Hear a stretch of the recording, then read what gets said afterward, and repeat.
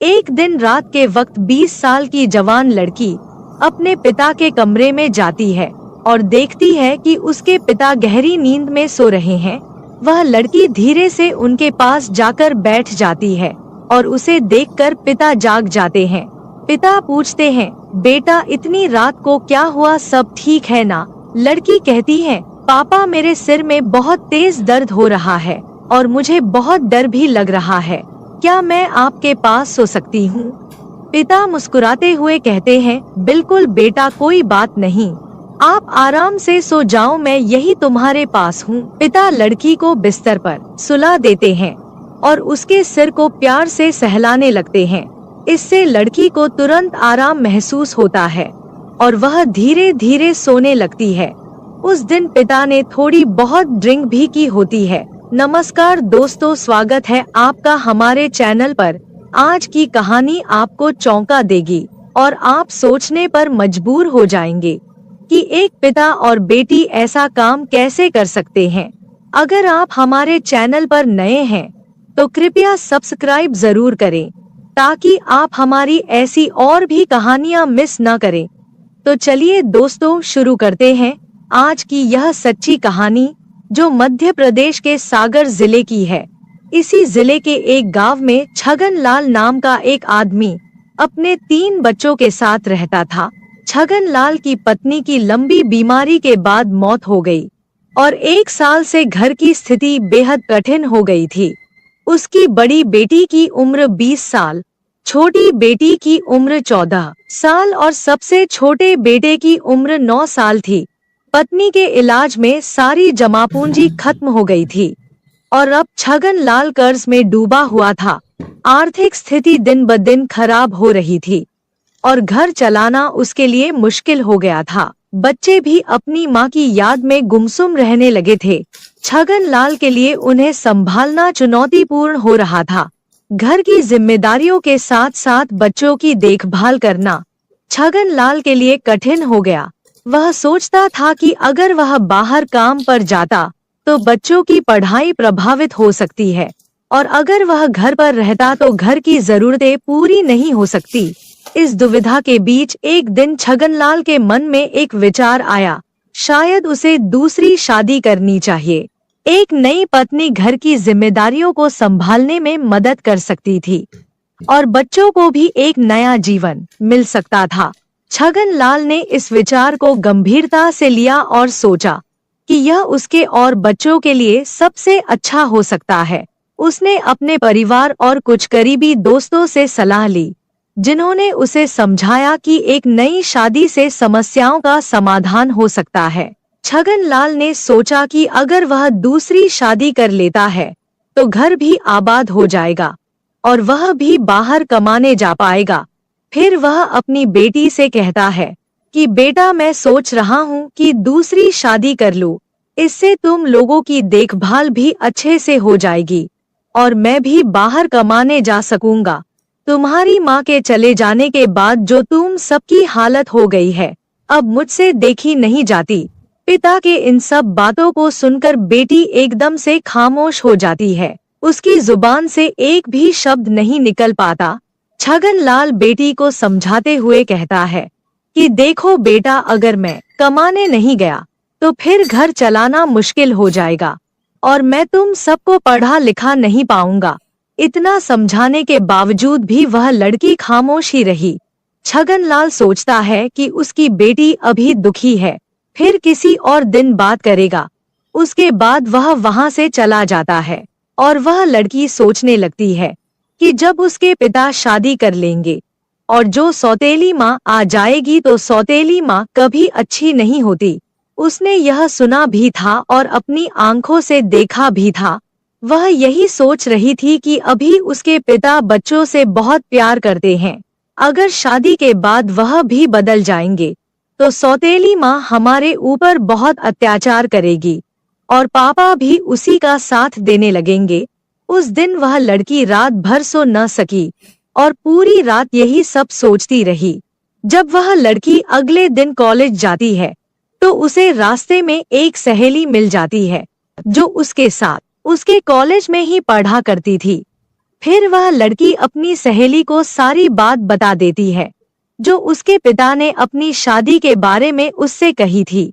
उसकी सहेली कहती है कि यह तो बहुत गलत होने वाला है तुम लोगों के साथ। अगर तुम्हारे पापा ने शादी कर ली तो तुम्हारे ऊपर बहुत बड़ी मुसीबत आ जाएगी। सौतेली माँ के बारे में तो तुमने सुना ही होगा कि वह किस तरह की होती है।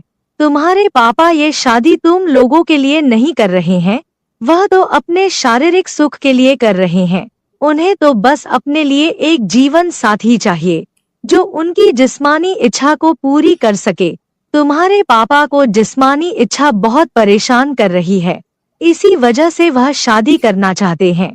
तुम कभी यह मत सोचना कि वह ये शादी तुम्हारे लिए कर रहे हैं। उन्हें तो बस अपनी इच्छाओं को पूरी करने के लिए एक जिस्म चाहिए। वह लड़की अपनी सहेली की बातें सुनकर बहुत ही परेशान हो जाती है और उसे यह लगता है कि उसके पापा शादी करके ही रहेंगे। फिर उसकी सहेली कहती है कि मेरे पास एक आइडिया है, अगर तुम कर सको तो। वह लड़की कहने लगी कि ठीक है, मैं अपने भाई बहन के लिए कुछ भी कर सकती हूँ। उसकी सहेली कहने लगी कि तुम्हारे पापा को सिर्फ जिस्म चाहिए, अगर तुम अपने पापा के साथ संबंध बना सको तो फिर उन्हें शादी की सूरत नहीं रहेगी और वह कभी भी शादी नहीं करेंगे। फिर वह लड़की इस बात को गहराई से सोचने लगती है और इस नतीजे पर पहुंचती है कि फिर चाहे उसे कुछ भी करना पड़े मगर वह अपने भाई बहन को कभी बर्बाद नहीं होने देगी। अब उस लड़की ने ठान लिया था कि किसी भी कीमत पर उसने अपने पापा की शादी नहीं होने देगी। कॉलेज से आते आते उसको शाम हो गई थी क्योंकि वह कॉलेज के बाद अपनी सहेली से काफी देर तक बातें कर रही थी। फिर वह घर आकर खाना बनाने लग जाती है और अपने भाई बहन को खाना खिलाकर उन्हें अपने अपने कमरे में सोने के लिए भेज देती है। उसके बाद वह लड़की खाना खाकर अपने पापा के बिस्तर में लेट जाती है। कुछ देर बाद उस लड़की का पिता आता है। जब वह देखता है कि उसकी बेटी उसके ही बिस्तर पर लेटी हुई है तो फिर वह उससे पूछता है कि बेटी तुम्हें क्या हुआ है। तो लड़की कहने लगी कि पापा मेरे सिर में बहुत ज्यादा दर्द हो रहा है और मुझे डर भी लग रहा है, इसीलिए आज की रात मैं आपके साथ ही सोना चाहती हूँ। बेटी की बात सुनकर पिता कहता है कि कोई बात नहीं बेटा, तुम आराम से सो जाओ। थोड़ी देर बाद खाना खाने के लिए वो किचन की ओर चला जाता है और खाना खाने के बाद थोड़ी बहुत पी भी लेता है। उसके बाद वह अपने बिस्तर में आकर लेट जाता है। एक तरफ लड़की लेटी हुई थी और दूसरी तरफ उसके पिता थे, मगर उन दोनों के ऊपर अलग अलग कंबल थे। रात के 12 बज चुके थे मगर उस लड़की की आंखों से नींद बिल्कुल ही गायब थी। उसके दिमाग में तो उसकी सहेली की बातें और सौतेली माँ की तस्वीरें घूम रही थी। जब लड़की ख्यालों की दुनिया से बाहर आई तो उसने देखा कि उसके पापा तो गहरी नींद में सो गए हैं। फिर वह लड़की डरने का नाटक करते हुए अपने पापा के कंबल में जाकर उनके करीब हो जाती है।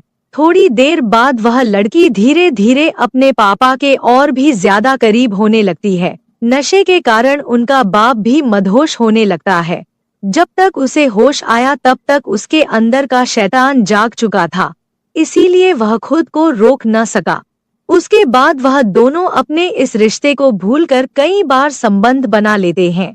अगली सुबह जब सोकर उठते हैं तो दोनों ही बहुत खुश थे। उन्हें किसी भी तरह की कोई शर्म या पछतावा नहीं था। उसके बाद तो यह सिलसिला आए दिन ही चलने लगा। अब तो वह लड़की भी इसकी आदी हो चुकी थी। जब भी उनका मन करता तो वह अपनी इच्छाओं को पूरी करते थे। इसी तरह दिन महीनों में बदलते चले गए और महीने बीत गए, पता ही नहीं चला। एक दिन उस लड़की की तबीयत खराब हो जाती है और उसे उल्टी और चक्कर आने लगते हैं। फिर वह लड़की चेक करवाने के लिए डॉक्टर के पास एक क्लिनिक पर जाती है। तब उसकी रिपोर्ट आई तो उसके पैरों के तले जमीन खिसक गई। डॉक्टर ने उसे बताया कि वह 2 महीने से प्रेग्नेंट है। उस लड़की के गांव के ही एक औरत उस क्लिनिक में साफ सफाई का काम किया करती थी। जब उस औरत को इस बात का पता चला तो फिर वह औरत पूरे गांव में ढिंढोरा पीट देती है। छगन लाल की कुंवारी की मां बनने वाली है। धीरे धीरे यह खबर आग की तरह पूरे गांव में फैल जाती है। छगन लाल का अपनी ही बेटी के साथ नाजायज रिश्ता है। एक दिन उसकी सहेली उसके घर जाकर कहती है कि पूरे गांव में पता चल चुका है कि तुम प्रेग्नेंट हो। अपनी सहेली की यह बात सुनकर लड़की बहुत परेशान हो जाती है और उसे कुछ भी समझ नहीं आ रहा था कि अब वह क्या करे। वह सोच रही थी कि अब तो उसके पिता की बहुत बदनामी हो जाएगी और वह भी किसी को मुंह दिखाने लायक नहीं रहेगी। एक दिन शाम के वक्त वह लड़की मार्केट से कुछ सामान लेने चली जाती है तो रास्ते में उसे मोहल्ले के कुछ लड़के छेड़ने लग जाते हैं। अश्लील बातें करके उसको परेशान करने लगते हैं और उसका बहुत ही मजाक उड़ाते हैं। वह लड़की बहुत शर्मिंदा हो जाती है और सामान खरीद कर घर वापस आ जाती है। घर आ जाने के बाद वह लड़की रात का खाना बनाने लगती है। भाई बहन और अपने पिता को खाना खिलाकर अपने रूम में चली जाती है। उसके दिमाग में सिर्फ एक ही बात चल रही थी कि उसकी और उसके पिता की बहुत बदनामी हो रही थी। अवसर उठाकर कभी भी नहीं जी पाएगी। यही सब सोचते हुए रात के करीब समय एक 25 का था वो कदम उठाती है और रस्सी लेकर जंगल की ओर चली जाती है। जंगल में पहुंचकर वह अपने आप को फंदे से लटका लेती है और उसी गांव का एक आदमी जंगल की ओर जाता है तो वहां का मंजर देखकर उसके होश उड़ जाते हैं। जब पास जाकर देखता है तो कदम सन्न रह जाता है क्योंकि वह लड़की उसी के गांव के में रहने वाले छगन लाल की बेटी थी। फिर वह आदमी इस खबर को पूरे गांव में फैला देता है। यह खबर उस लड़की के पिता को भी बताई जाती है। उस लड़की के पिता और गांव के सभी लोग जंगल की ओर चले जाते हैं और उन्हीं में से कोई पुलिस को भी फोन कर देता है। थोड़ी देर में पुलिस भी मौके पर पहुंच जाती है और उस लड़की को उतार कर उसका पोस्टमार्टम के लिए भेज देती है। जब पुलिस पूछताछ करना शुरू कर देती है तो पूछताछ के दौरान लोगों ने बताया कि यह लड़की पेट से थी, इसीलिए ही इसने आत्महत्या की है। एक आदमी ने तो यह भी बताया कि इस लड़की का अपने ही पिता के साथ नाजायज रिश्ता था और जो इस लड़की के पेट में बच्चा है वह भी इसी के बाप का है। लोग तरह तरह की बातें कर रहे थे और यह भी कह रहे थे कि भगवान ऐसे बाप किसी बेटी को भी न दे। पुलिस फिर छगन लाल को पकड़कर थाने ले जाती है और पोस्टमार्टम रिपोर्ट के आने का इंतजार करती है। इसी दौरान उस लड़की की सहेली को भी बुलाया जाता है और डर के मारे सारी बात वह लड़की बता देती है।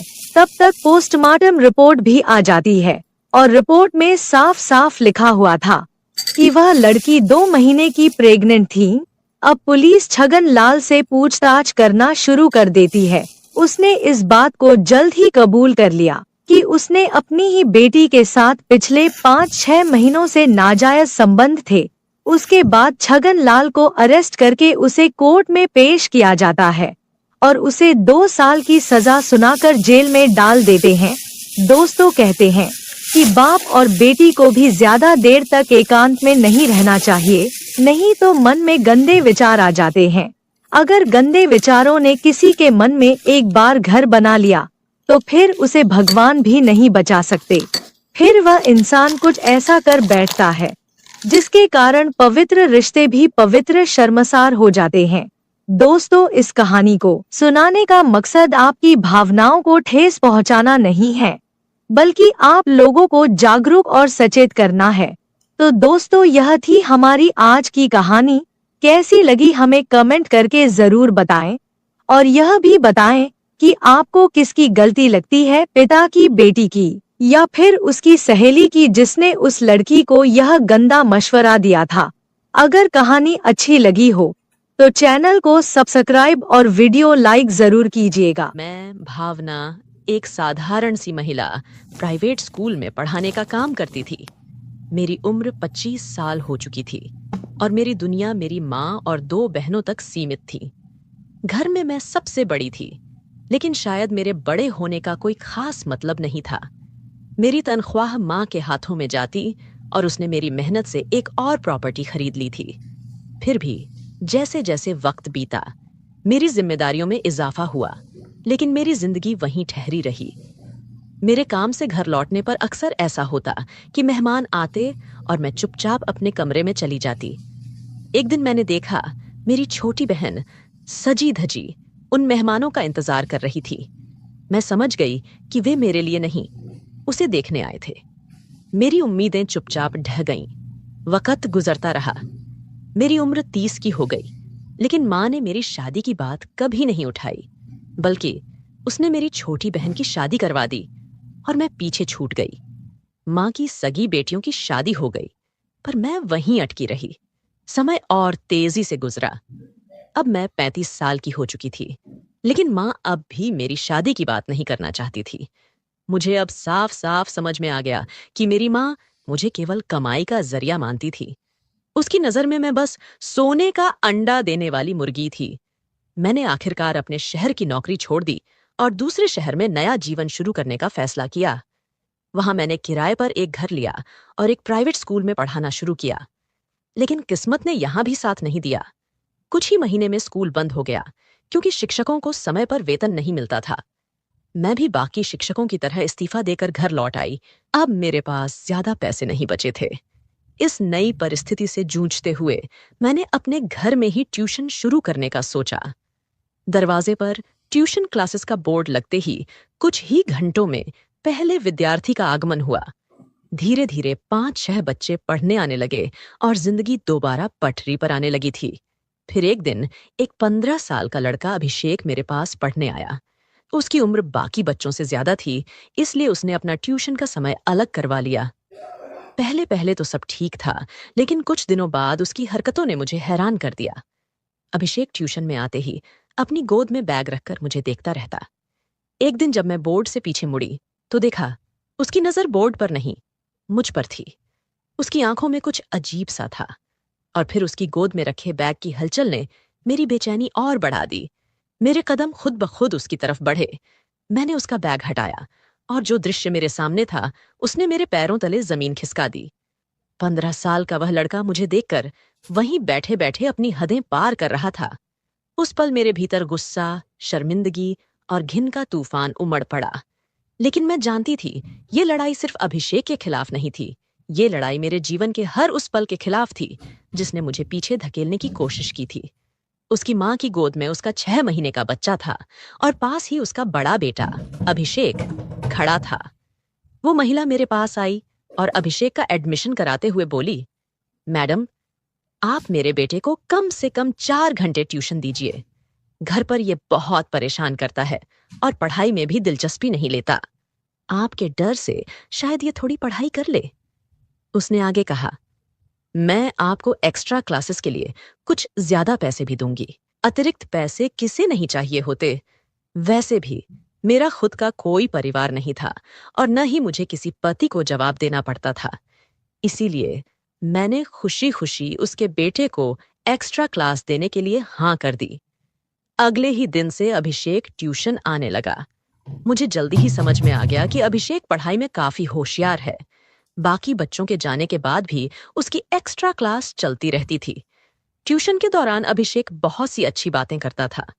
उसके साथ समय कब बीत जाता मुझे पता ही नहीं चलता। शायद क्योंकि मैं भी अपनी जिंदगी में अकेली थी, तो उसकी बातें सुनकर मुझे भी कोई सहारा मिल गया था। ऐसे ही दिन बीत रहे थे। मैं जिस घर में रहती थी उसकी ऊपरी मंजिल का एक कमरा पहले से ही टूटा हुआ था। अब वहां एक नया किराएदार आकर रहने लगा था, जो कि मेरी ही तरह अकेला था। एक शाम की बात है, 6 बजे के करीब अभिषेक अपने घर जाने के लिए निकला ही था कि तभी वह नया किराएदार मुझे चाय के लिए बुलाने आया। उसकी बात सुनकर अभिषेक अचानक रुक गया और बोला, मैडम, मुझे मैथ्स के कुछ सवाल समझने हैं। ये कहते हुए वह मुझे क्लासरूम में ले आया। जैसे ही हम अंदर पहुंचे, मैंने उसे ब्लैक बोर्ड पर मैथ्स के सवाल समझाने शुरू कर दिए। लेकिन अभिषेक का ध्यान बिल्कुल भी मेरी पढ़ाई पर नहीं था। वो बस यूं ही मेरा समय बर्बाद कर रहा था। ये मुझे समझ में आ गया था। मैंने थोड़ी सख्ती से कहा, तू मेरा समय बर्बाद मत कर। तेरा ट्यूशन का समय खत्म हो गया है, अब घर जा। अभिषेक ने अचानक मेरे हाथ को पकड़ लिया और बोला, मैडम, आप बहुत अच्छी हैं। जब तक मैं वापस नहीं आता अपना ख्याल रखना। मुझे उसकी इस बात पर कोई खास ध्यान नहीं गया, लेकिन जाते वक्त उसका इस तरह का व्यवहार मुझे थोड़ा अजीब जरूर लगा। अगले दिन अभिषेक ट्यूशन के समय नहीं आया। तभी आसमान में बादल घिराए और तेज बारिश होने लगी। मैंने ट्यूशन में आए बाकी बच्चों को जल्दी ही छुट्टी दे दी। थोड़ी ही देर बाद जब मैं दरवाजे पर खड़ी होकर बारिश का आनंद ले रही थी, तभी मैंने देखा कि अभिषेक पूरी तरह से भीगा हुआ मेरी ओर आ रहा है। उसे इस हालत में देखकर मैंने जल्दी से उसे अंदर बुलाया और रुमाल फेंकते हुए कहा, जल्दी अंदर आ जाओ। अभिषेक घर के अंदर आते ही मुझसे लिपट गया। उसकी इस अचानक हरकत से मैं हैरान रह गई। वो रो रहा था। मैंने उससे पूछा, क्या हुआ अभिषेक, क्यों रो रहे हो? उसने सुबकते हुए कहा, आज मम्मी ने मुझे मारा है, मैं अब घर वापस नहीं जाऊंगा। उसकी बातें सुनकर मेरा दिल पिघल गया। उस रात वो घर जाने को बिल्कुल तैयार नहीं था। मैंने उसे खाना खिलाया, लेकिन फिर भी वो घर जाने को राजी नहीं हुआ। उसकी माँ भी उसे देखने नहीं आई और जब मैंने फोन किया तो उसका नंबर भी नहीं मिला। आखिरकार मैंने उसे अपने घर में ही सुला लिया। वो रात मेरे लिए भी अजीब थी, लेकिन कहीं न कहीं मैंने महसूस किया कि अभिषेक भी शायद उसी तरह अकेलापन महसूस कर रहा था जैसे मैं करती थी। वह रात भी ऐसी ही थी जब अभिषेक मेरे कमरे में सोया हुआ था। अगले दिन सुबह सुबह दरवाजे पर दस्तक हुई। अभिषेक की माँ खड़ी थी और जैसे ही मैंने दरवाजा खोला, उन्होंने रोते हुए कहा, आप इस लड़के को अपने घर में बिल्कुल भी मत रखिए, मैं इससे तंग आ चुकी हूँ, आप भी इसे निकाल दीजिए। उनकी आंखों में आंसू थे और उन्होंने गुस्से में अभिषेक को थप्पड़ मारा। मैं हैरान रह गई। मैंने उन्हें रोकते हुए कहा, आप उसे क्यों मार रही हैं? इस पर वह बोली, इसकी तरफदारी मत कीजिए, नहीं तो आप पछताएंगी। अगर आप इसे अपने पास रखना चाहती हैं तो रख लीजिए, मैं इसकी ट्यूशन फीस भी नहीं दूंगी। इतना कहकर वह चली गई। मुझे ऐसा लगा कि उन्होंने अपने बेटे के लिए ममता खो दी है। अभिषेक चुपचाप मेरे पीछे आकर लिपट गया। उसकी माँ के जाते ही उसने मुझे जोर से गले लगाया। उसकी मासूमियत देखकर मेरा दिल पिघल गया। मैंने सोचा, वैसे भी मैं घर में अकेली हूँ, कुछ दिनों के लिए अभिषेक को रख सकती हूँ। शायद उसकी माँ का गुस्सा ठंडा हो जाए और वह उसे वापस ले जाए। लेकिन ऐसा नहीं हुआ। अभिषेक की माँ ने उसके कुछ सामान दरवाजे पर छोड़ दिया और चली गई। मैं इसे क्षणिक गुस्सा समझ रही थी, मगर 2 दिन बाद पता चला कि वे लोग कॉलोनी छोड़कर किसी और शहर चले गए हैं। उनके फोन भी बंद हो गए थे। मैं यह बात अभिषेक से छिपाए रखी, क्योंकि उसे यह जानकर बहुत धक्का लगता कि उसके माता पिता उसे छोड़कर चले गए हैं। धीरे धीरे मैंने अभिषेक को अपने घर में ही रखना शुरू कर दिया। वह सुबह स्कूल जाता, शाम को ट्यूशन करता और रात को मेरे कमरे में आकर सोता। सब कुछ सामान्य चल रहा था, लेकिन एक रात कुछ अजीब हुआ। हमेशा की तरह उस दिन भी अभिषेक मेरे कमरे में सोने आया और लाइट बंद कर दी। वह अंधेरे में सोने का आदी था और उसकी आदत के चलते मैंने भी अंधेरे में सोने की आदत डाल ली थी। अचानक उस रात अभिषेक ने मुझे बहुत जोर से पकड़ लिया। उसकी पकड़ इतनी मजबूत थी कि मुझे यकीन ही नहीं हुआ कि वह 15 साल का लड़का है। मैं बहुत डर गई थी। ना तो मैं उठ पाई, ना ही उसकी पकड़ से खुद को छुड़ा पाई। लगभग आधे घंटे बाद वह अलग हुआ। मैं कांप रही थी और डर के मारे हॉल में चली गई। सुबह अभिषेक जब कमरे से बाहर आया तो वह ऐसे व्यवहार कर रहा था जैसे रात में कुछ हुआ ही नहीं। मैं उसे कुछ कहने ही वाली थी, तभी वह किचन की ओर बढ़ गया। उसकी मासूमियत देखकर मेरे मन में उथल पुथल मच गई। उसने मेरे लिए चाय बनाई और मेरे कमरे में मेरा इंतजार कर रहा था, मानो कुछ हुआ ही ना हो। वो मेरे कमरे में था और अचानक उसे देखकर मैं थोड़ी शर्म से भर गई। फौरन बाथरूम की ओर बढ़ी, अंदर जाकर जल्दी से अपने कपड़े ठीक किए और फिर बाहर आई। बाहर आते ही मैंने अभिषेक से सवाल किया, अभिषेक, तुम्हारी तबीयत ठीक तो है ना? रात को तुमने मुझे इतनी जोर से क्यों पकड़ा था? अभिषेक ने बेहद शांत अंदाज में जवाब दिया, मैडम, शायद आपको कोई गलतफहमी हुई है, मैं तो जल्दी ही सो गया था। उसके जवाब से मुझे थोड़ी राहत मिली। लगा कि शायद वो सब कुछ नींद में हुआ होगा। मैंने उस बात को और ज्यादा तूल नहीं दी। कुछ देर बाद अभिषेक स्कूल चला गया। दोपहर को जब वो घर आया तो रोज की तरह ट्यूशन के लिए बैठ गया। अब मैं उसकी एक्स्ट्रा क्लास नहीं ले रही थी। उस दिन बाकी बच्चे चले गए, मगर अभिषेक काफी देर तक रुका रहा। मैं उसे बोर्ड पर गणित के कुछ सवाल समझा रही थी और मेरी नजर बोर्ड पर ही थी। अचानक जब पीछे मुड़कर देखा तो अभिषेक की हालत कुछ अजीब लगी। उसकी नजर पढ़ाई पर नहीं थी और वो अपनी गोद में बैग रखे किसी अजीब हरकत में लगा हुआ था। मैंने तुरंत तेज आवाज में कहा, अभिषेक। उसकी हरकतें देखकर मैं थोड़ी हिल गई। मेरे दिमाग में सवाल उठने लगे।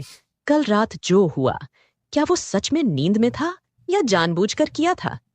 मैंने उसके बारे में ज्यादा सोचना छोड़ दिया, पर मन में शक बरकरार था। उसी दिन मैंने उसकी मां को फोन करने की कोशिश की, लेकिन हमेशा की तरह उसका फोन बंद था। मैं नहीं चाहती थी कि अभिषेक के नाजुक मन पर कोई गलत असर पड़े, इसलिए उसके माता पिता के बारे में कुछ नहीं कहा। अभिषेक को अपने घर में रखने का मेरा फैसला अब भारी गलती लगने लगा था, लेकिन तब मुझे इसका एहसास नहीं हुआ। फिर उसी रात अभिषेक मेरे पास सोया। उसने मुझे कुछ इस तरह से पकड़ा कि मुझे लगा जैसे वो 15 साल का लड़का अब मेरी जान ही ले लेगा। उसकी पकड़ इतनी जोरदार थी कि मैंने खुद को छुड़ाने की कोशिश की, मगर वो छोड़ने को तैयार नहीं था। अगले दिन जब मैंने अभिषेक से उसके इस व्यवहार के बारे में पूछा तो उसने कहा, मैडम, शायद आपने सपना देखा होगा। उसकी इस बात से मुझे ऐसा लगा कि वो 15 साल का लड़का एक 35 साल की औरत को झूठा साबित कर रहा था। एक पल को मैंने सोचा कि शायद सच में मैंने सपना देखा हो, मगर उसी दोपहर जब एक्स्ट्रा क्लास में अभिषेक को अपनी गोद में बैग रखे देखा तो मुझे फिर से शक हुआ। पहले कभी मैंने उसे ऐसी हरकतें करते नहीं देखा था। मैंने सोचा कि इस बार उसे पकड़ना चाहिए। जैसे ही उसकी हलचल मुझे दिखी, मैंने झटके से बैग हटाया। तब मैंने देखा कि अभिषेक की मुट्ठियां कसकर बंधी हुई थीं और उसकी नजरों में कुछ अजीब सा भाव था। उसकी वो नजरें देखकर मेरे रोंगटे खड़े हो गए। उसी वक्त ऊपर की मंजिल पर रहने वाले किराएदार विजय घर आए थे। वो अक्सर जब भी कुछ नया लाते तो मुझे भी देने आते थे। उस दिन भी वो मार्केट से सब्जियां लाकर मेरे घर देने आए थे। विजय ने जब अभिषेक का व्यवहार देखा तो वो भी थोड़ा असमंजस में आ गए। उन्होंने मुझसे पूछा, अभिषेक ठीक है ना? मैंने अभिषेक की नजरों से बचाकर विजय को धीरे से सारा हाल बताया। अभिषेक के बारे में सुनते ही विजय को उस पर दया आई। वह सोचने लगा कि एक बच्चा जिसके माँ बाप उसे छोड़ चुके हों, किस तरह से अकेलापन महसूस करता होगा। विजय ने अभिषेक से कहा, तू अपनी मैडम को परेशान करने की बजाय आज से मेरे साथ मेरे कमरे में रह जा। लेकिन अभिषेक के चेहरे पर गुस्सा साफ दिखाई दे रहा था। वह मेरे पीछे छिपते हुए विजय को घूरने लगा और बोला, मैं अपनी भावना मैडम को छोड़कर कहीं नहीं जाऊंगा और तुम भी आज के बाद मेरी मैडम के पास मत आना। यह अभिषेक का वही रूप था जिसे मैं समझ नहीं पा रही थी। उसकी ये अचानक की गई बदतमीजी ने मुझे चौंका दिया। मैंने उसे डांटते हुए कमरे में भेज दिया। विजय ने भी चुपचाप अपनी लाई हुई सब्जी मेरे पास रखी और वहां से चला गया। पर मुझे महसूस हुआ कि कुछ तो अजीब हो रहा है। रात को सोते वक्त अभिषेक अक्सर कुछ बड़बड़ाता, कभी शादी की बातें, कभी मेरे साथ भविष्य के सपने। पर ये बातें मुझे अजीब लगती। मैं जानती थी कि कुछ गड़बड़ है, लेकिन ये समझ नहीं पा रही थी कि आखिर ये सब क्यों हो रहा है। एक रात मैंने अभिषेक से कहा कि वह बाहर हॉल में जाकर सो जाए, पर उसने मेरी बात नहीं मानी। जिद करके वह मेरे कमरे में आया और आते ही कमरे की सारी लाइट्स बंद कर दी। कमरे में घुप अंधेरा हो गया और अभिषेक मेरे पास आकर लेट गया। आधी रात के करीब मुझे अचानक महसूस हुआ कि अभिषेक का बर्ताव फिर से अजीब हो रहा है। इस बार उसने धीरे धीरे मेरे शरीर पर हाथ फेरा और मुझे कस कर पकड़ लिया। मैं घबराई और जोर से चिल्लाने लगी। तभी विजय, जो हॉल में मेरी आवाज सुनने के इंतजार में था, दौड़ते हुए मेरे कमरे में आ गया। विजय को मैंने पहले ही अभिषेक के बदलते व्यवहार के बारे में बता दिया था और उसकी मदद के लिए बुलाया था। कमरे में आते ही उसने लाइट ऑन की। जब मेरी नजर अभिषेक पर पड़ी तो उसका चेहरा पूरी तरह बदल चुका था, गंभीर और खौफनाक। उसके हाव भाव देखकर मैं बुरी तरह डर गई थी।